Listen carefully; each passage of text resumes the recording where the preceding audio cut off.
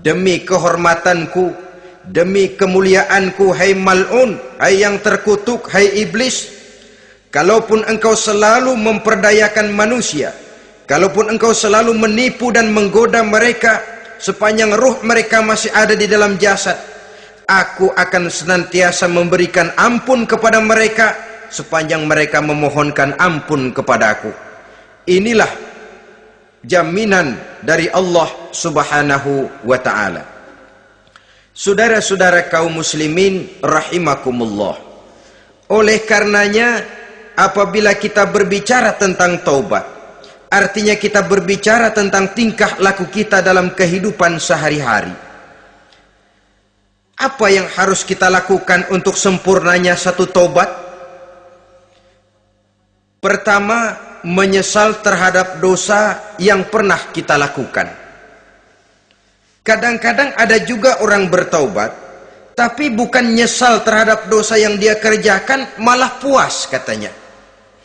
Dia ngomong sama teman-temannya, saya dulu zaman muda sudah kenyang judi, kenyang zina, kenyang mabuk-mabukan, sudah puas. Sekarang tinggal benernya saja, saya sudah taubat.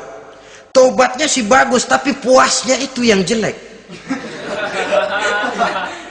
Kenapa harus dikatakan puas? Bukan puas, menyesal.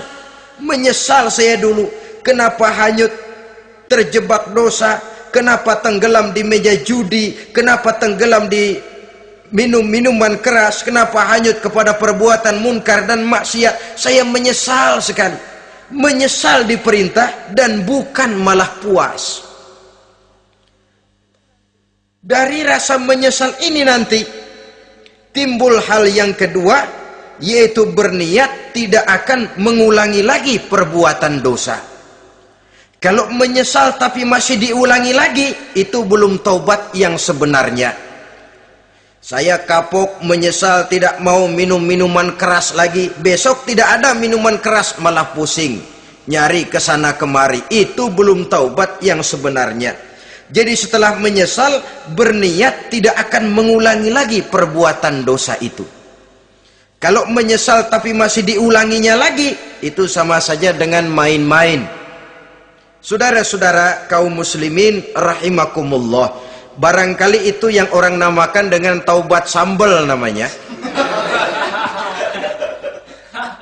Kita kalau makan nasi pakai sambal, pedesnya bukan main, repot, marah, ngomel. Gila, sambal pedes bukan main, taubat sama sambal. Taubat sama sambal katanya. Tapi 2-3 hari kemudian dia makan lagi, nggak ada sambal, nyari. Kemarin sudah taubat, 2 hari kemudian malah nyari. Ini bukan taubat yang sebenarnya. Penyesalannya tidak diiringi dengan berniat untuk tidak mengulangi perbuatan dosa itu selama-lamanya. Saudara hadirin, kita sudah taubat, tidak mau lagi minum minuman keras. Datang teman, minum ya? Nggak mau. Kenapa? Saya sudah taubat. Yang benar, benar. Kalau dibayarin, tahu dah. Jadi rupanya taubatnya itu cuma karena nggak ada yang bayarin. Begitu datang yang bayarin, berangkat lagi. Itu belum lagi merupakan taubat yang sebenarnya. Begitu juga kita taubat dari meja judi. Pada waktu sudah bures, bangkrut, habis-habisan, mungkin menyesal, mungkin bertaubat. Inilah akibatnya judi, rumah tangga berantakan, harta bures, anak terlantar, uang tidak ada. Taubat, saya tidak mau lagi-lagi tenggelam di meja judi. Pada saat kondisinya bangkrut, itu yang diucapkan. Tapi 2-3 hari, 4-3 minggu, 1 bulan kemudian rezekinya banyak, makmur lagi, usahanya maju lagi, lupa lagi dia kepada ucapan sebelumnya. Akhirnya sedikit demi sedikit tenggelam kembali di meja judi. Ini pun belum merupakan taubat yang sebenarnya. Jadi untuk sempurnanya taubat, yang pertama menyesal terhadap dosa yang telah dilakukan, yang kedua berjanji tidak akan mengulangi lagi, kemudian yang ketiga meninggalkan perbuatan jahat itu untuk selama-lamanya. Dengan kata lain, kalau memang taubat tidak mau minum lagi, talak 3 itu minuman keras. Kalau memang niat tidak akan berjudi lagi, talak 3 itu segala macam bentuk perjudian, meninggalkan perbuatan jahat. Yang keempat, menunaikan semua fardu dan kewajiban. Sebab barangkali pada saat kita tenggelam dalam dosa, perintah-perintah Allah, jangankan yang sunnah, yang wajib saja sering kita lalaikan. Maka apabila diri telah berniat melaksanakan taubat, maka tunaikan semua kewajiban yang disyariatkan oleh agama kepada kita. Yang kelima, meminta halal kepada para lawannya dengan termasuk mengembalikan hak milik orang lain. Ini kalau menyangkut hukukul adamiyin atau hak-hak manusia. Jadi kalau kita berdosa kepada sesama manusia, Allah belum akan menerima taubat kita kalau kita belum minta maaf kepada yang bersangkutan. Adapun kalau kita sudah minta maaf tapi yang bersangkutan tidak mau memberikan maaf, itu urusan dia kepada Allah. Urusan kita adalah meminta maaf kepada yang bersangkutan. Hal yang keenam, mendidik atau melatih diri untuk bertaat kepada Allah. Sebagaimana kita dulunya telah melatih diri, memperturutkan diri untuk berbuat durhaka. Lalu memperbaiki yang dimakan dan yang diminum. Itu juga merupakan ciri dari orang-orang yang melaksanakan taubat kepada Allah Subhanahu wa ta'ala. Kemudian apalagi memperbanyak istighfar di dalam kehidupan. Disabdakan oleh Nabi, inna likulli da'in dawa'un wa dawa'u zunubi al-istighfar. Sesungguhnya segala macam penyakit tentu ada obatnya, dan obat dari segala macam dosa adalah istighfar. Saudara-saudara kaum muslimin rahimakumullah.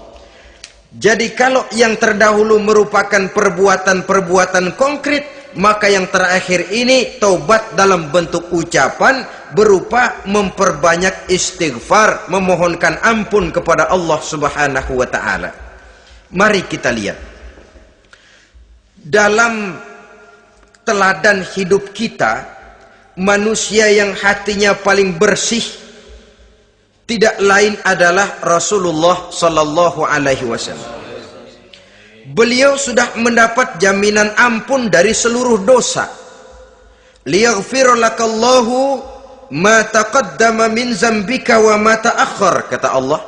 Muhammad, dosamu yang dahulu, dosamu yang sekarang, dosamu yang akan datang jikalau memang ada, seluruhnya sudah mendapat jaminan ampun dari Allah. Tetapi coba lihat dari sejarah perjalanan hidup yang mulia ini. Sungguh pun beliau sudah nyata-nyata mendapat jaminan ampun dari Allah. Beliau mengatakan, ayyuhan nas, tubu ilallah, fa inni atubu fil yaumi mi'ata marrah. Wahai manusia, bertaubatlah kepada Allah. Maka sesungguhnya saya, kata beliau, dalam satu hari bertaubat 100 kali kepada Allah.